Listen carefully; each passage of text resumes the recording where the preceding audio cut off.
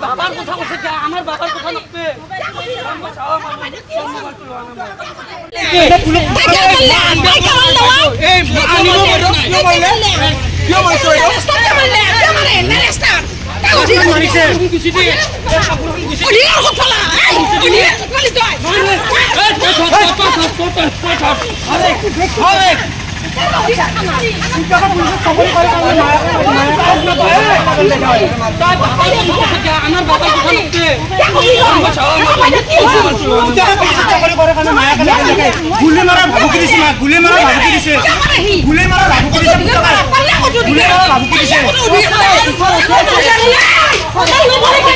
মানে যোৱাকালি মোৰ ভণ্টি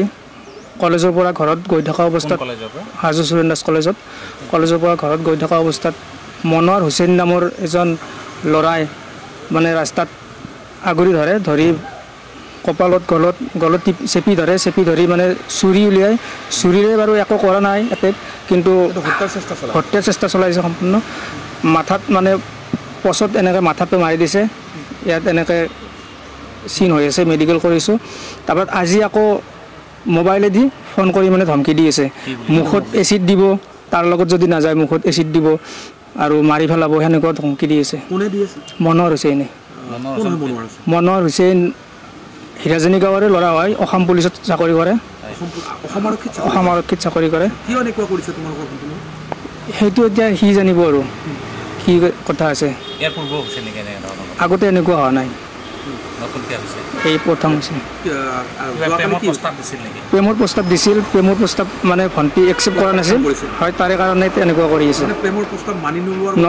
নলোৱাৰ কাৰণে মানে সি ভণ্টিক এনেকুৱা কৰিছে